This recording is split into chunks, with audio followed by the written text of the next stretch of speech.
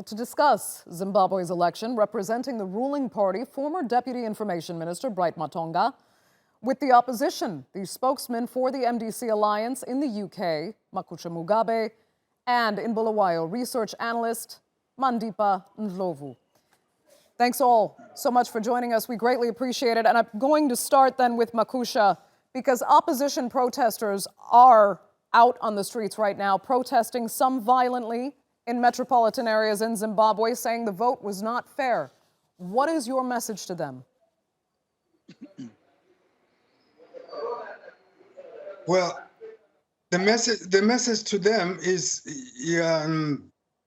actually that they are in the right. It's seeming as if the only way to get their message through is through protest, and we have been protesting civilly. We have been protesting through the courts. We have been protesting through writing to the Zimbabwe Electoral Commission. We have been very civil, and it seems the only message that Zanu-pf seems to understand is this kind of... Makusha, the Election Commission has heard your complaints and has said that their count and their validation of that count is legitimate. Zanu-pf has won. Do you feel the Election Commission cannot at all be trusted? In fact, it cannot, because in the first place, their voters' roll, which is supposed to be really the document that provides, that proves who is a legitimate voter and who is not a clear document. We don't have a copy, and I don't think anybody else has got a copy. The High Court had to step in on Sunday to force them to release this document, and we're not even sure that anybody else has got it up to now. So the way for us to check whether the voting was correct or not was through that document, and we don't have it. Okay. Then the second way of checking was the V11 forms, which are provided at the polling stations. At the beginning of the voting, we stayed up through the night. At the beginning of the voting, it was going very well. They were posting the V11 forms signed by our agents and signed by the other agents. Then as the night went on and they realized that the MDC was winning this, or that the Nelson Chamisa was winning, they started all kinds of ways of stopping the publishing of this V11. Makusha, I need to get to our other guests in. I can see Bright Matonga vehemently disagrees. Go ahead, Bright. I think it's very unfortunate what is happening and what I'm hearing from my colleague. Everyone had access to campaigning. It was free and fair. There were no disturbances. Demonstrations are allowed in Zimbabwe. MDC Alliance, they spent most of their time in Harare rather than going outside the countryside to campaign. They didn't do that. They focused in the urban areas where there are 62 seats, and that's what they got. Zanu-pf spent most of their time. We spend our time campaigning, reaching out to our supporters, and we won. The voters' roll was available to everybody, even the embassies. I know quite a number of embassies, including the European, the British. They had their, the voters' roll. I'm surprised that the MDC are saying that they didn't have access to the voters' roll. It's very unfortunate. Yes. Let me just ask Mandipa, as an observer here, where is this disconnect, and are the protesters right to be out on the streets now? Was something wrong with this election? The disconnect for me lies in the MDC taking to the streets, especially when Zimbabwe is, first of all, a traumatized nation. Zimbabwe is a very volatile nation, and its people are very, very volatile right now. The need for change is one that you can see on people's faces. It's, you can see it as these people are protesting. It's that deep yearning. And there is need to practice restraint. and follow legal mechanisms, for instance, the electoral court or court, and allow those processes to come through. There is a statement produced by MDC leadership asking their asking their supporters, to come out and practice restraint and not to jump force violence on matters, because we all know that taking to the streets. Right.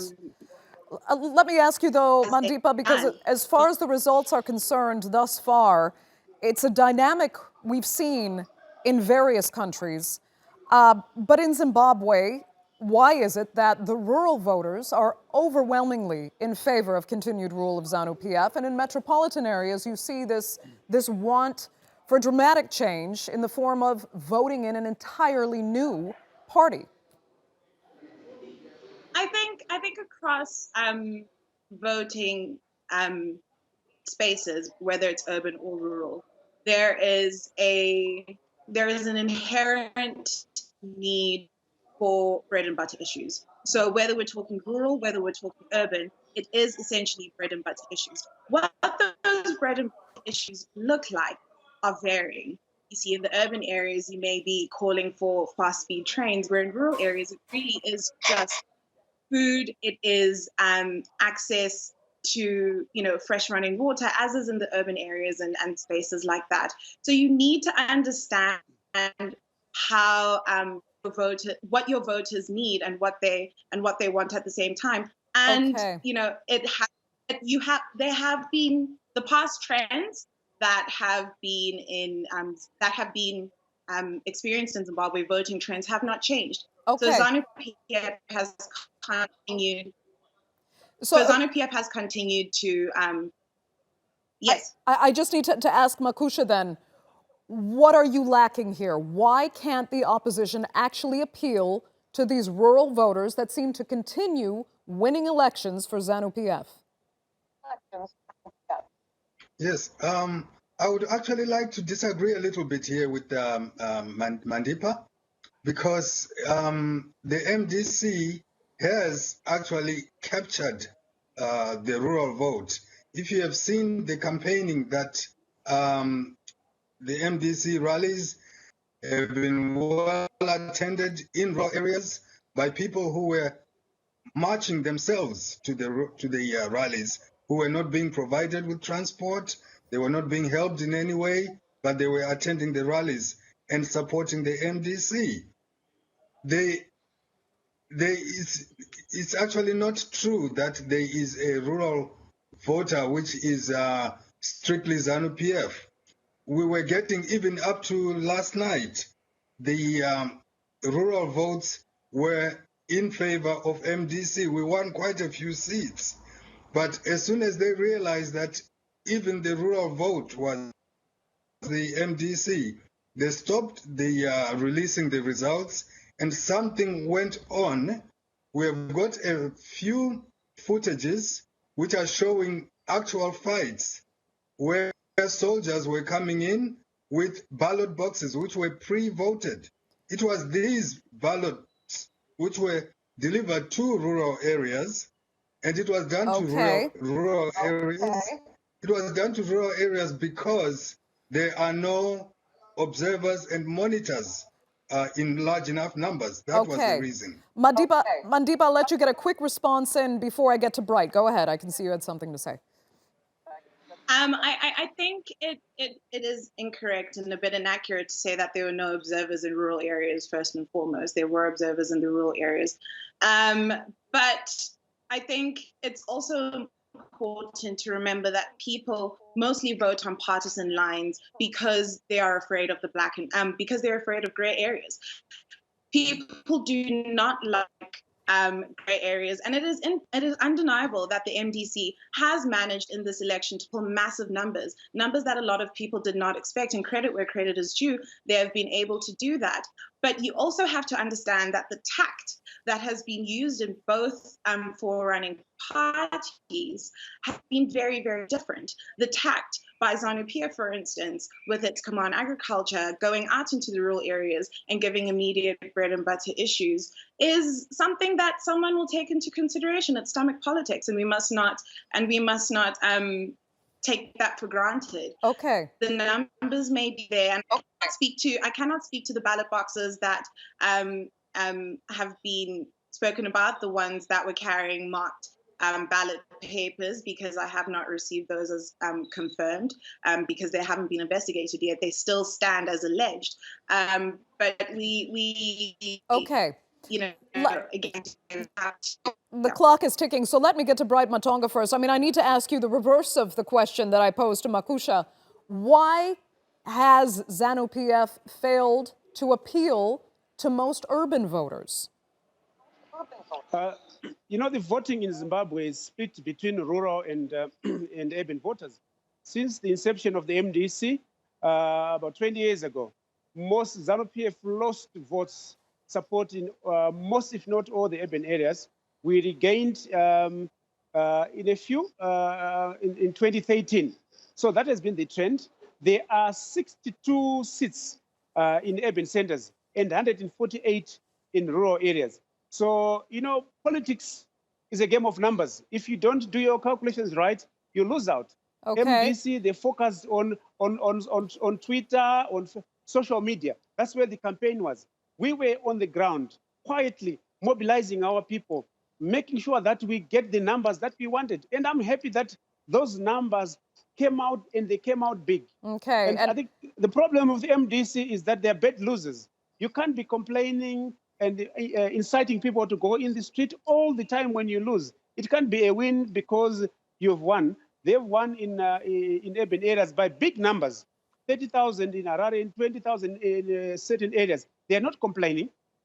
And unfortunately, because they had sold this dummy to the world that they're going to clear things up, because they didn't do their numbers properly, and they've lost. I think it's important that we follow the law, we respect the law. We don't just respect the law because it is in your favor. This is unfortunate, and let's wait for Zimbabwe Electoral Commission to announce all the results. Then we can have a proper discussion. And MDC, they need to go back on the drawing board and see where they went wrong. But let's, and I'll tell you where. I'd like to look at some of the official results so far, which say that Zanu-pf has attained that crucial 2/3 majority in parliament to be able to change the constitution if wanted. Let me ask Makusha, where does that leave the opposition? No, in fact, we have said we are not recognizing these results. There's obviously going to be protest. We are taking it to the courts because we have no choice. The courts are captured, but despite them being captured, that's the only channel that there is.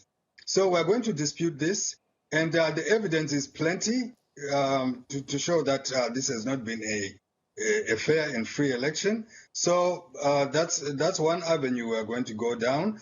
But I think we are also, what I'm saying is that people have reached a point of no return because so many years we are still facing the same issues where the Zanu-pf manipulates elections, forces itself into government. After getting into government, it fails to deliver. Okay. So people are suffering from poverty. People are suffering from disease. People are just suffering from a country that is just at a standstill. It's not. Then let me ask Mandeepa, as the observer here, what do you think the end game will be for this vote? You're hearing the opposition say that no, we will not accept these results. But both you and Bright Matonga seem to think that what the Electoral Commission says should be respected. There's also the issue, as I brought up with Makusha there, that the Zanu-pf does have that crucial 2/3 majority.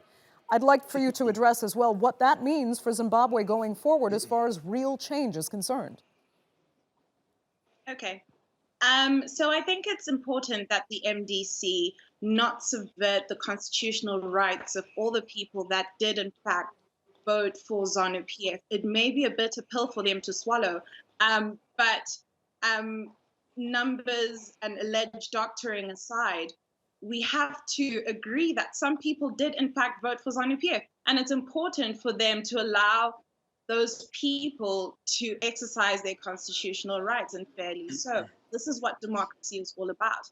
In respect to the Zimbabwe Electoral Commission, it's not just Mr. Matonga and myself, it is everyone that has observed the elections, from the EU Commission to the AU to SADC and other external observers, because we understand the need to uphold institutional systems and to keep that in place in order to keep the state at a stable place that will allow a transition, even if the election is contested, to be peace and stable. Now that the Zanu-pf has gained a 2/3 majority, it's important to note that even if Nelson Chamisa comes out as the winner of the presidential election, we do not know the outcome yet. It hasn't been announced by the Zimbabwe Electoral Commission. He will be a weak president if these results do get carried forward uncontested and unchallenged, as the MDC say. Well, if the MDC is not successful in contesting the election, in contesting the result, because with a two-party, as you said, they'll be able to change the constitution, and he will be a weak president, which will be problematic in implementing the change that he wants to see. Mandipa, I will have to give you the last word because unfortunately we are completely out of time for this segment of the Newsmakers, but I'd like to thank all three of our panelists so much for joining us.